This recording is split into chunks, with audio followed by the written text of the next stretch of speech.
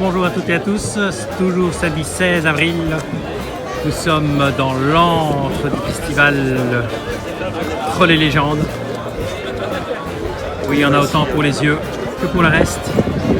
Festival à voir.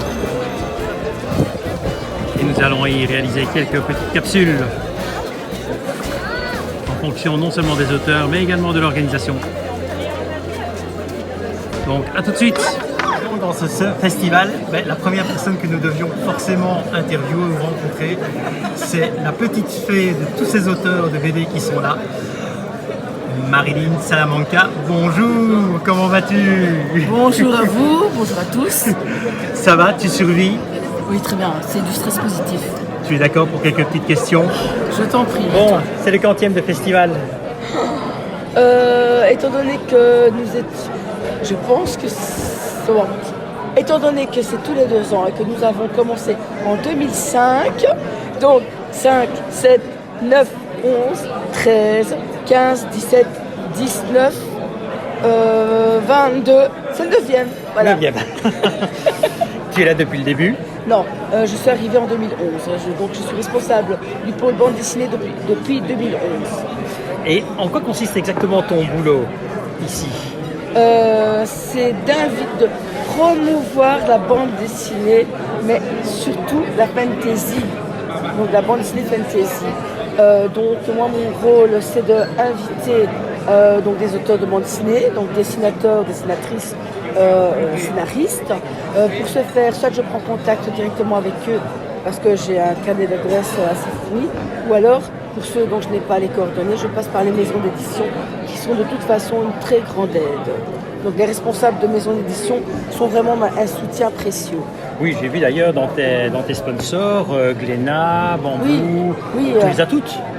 En fait, ce qu'il y a, c'est que celles que je cite là, oui, j'ai des auteurs forcément qui représentent ces maisons d'édition et je n'y serais pas arrivée, en tout cas pour certains invités, sans les responsables de salon. Oui, c'est ça, c'est assez remarquable. Alors ici, tu nous reçois dans l'espace vie, un grand merci d'ailleurs. Ouais, tu es un peu chez toi là, parce que tu es entouré de plein de visages que tu connais. Oui. Oui. De toute façon. Oui, ça c'est. Écoute, décroche 2 minutes, ça c'est le problème évidemment parce que. Voicemail.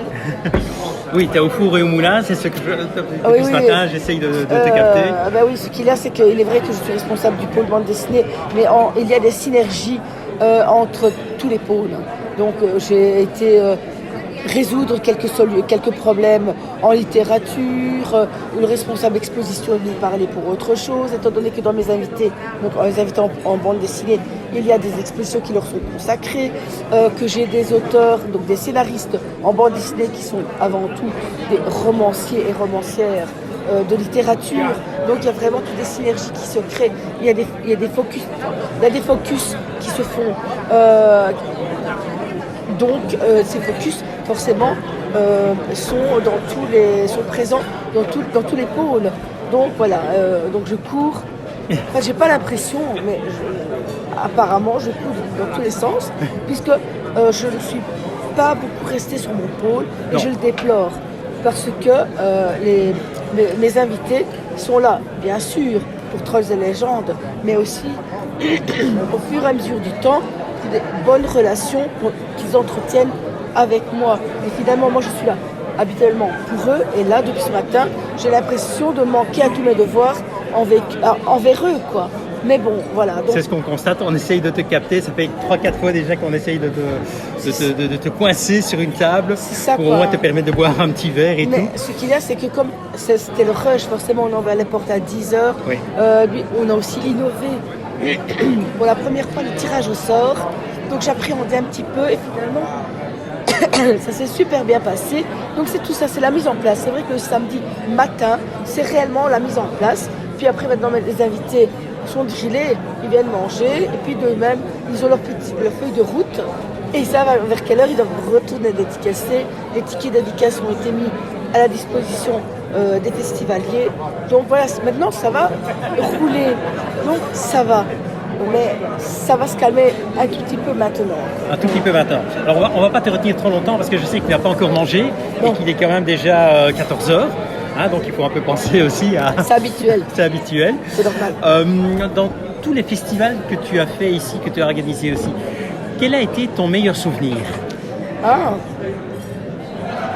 Le meilleur souvenir, en fait, c'est surtout une année. Je pense que c'était en 2013. En fait, j'étais dans soit 2011, 2013, mais je pense que c'était 2013. J'avais invité un auteur que j'aime beaucoup, c'est Philippe Brionne, qui dessine notamment La Geste des Chevaliers Dragons. Et avec Philippe, il y a eu une étincelle.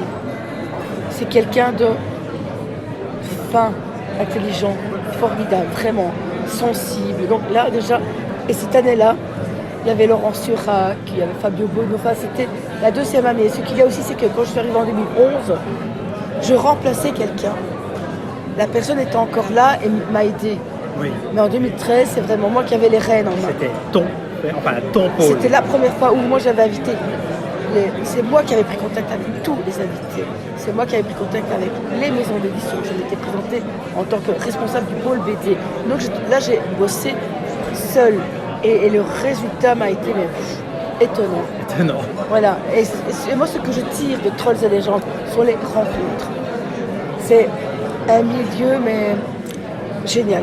Et alors, je dis que moi, j'ai les meilleurs invités.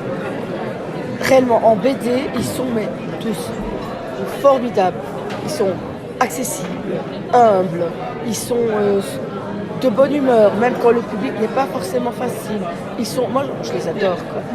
Et avec le temps, justement, il y a des relations d'amitié. L'amitié qui se crée facilement. Quoi. Et voilà, et ça se ressent par le fait que, par exemple, d'édition en édition... Ils reviennent d'office. Mais oui, j'ai un noyau dur. Bah oui. Et ce qu'il y a, c'est que moi, c'est un crève-cœur.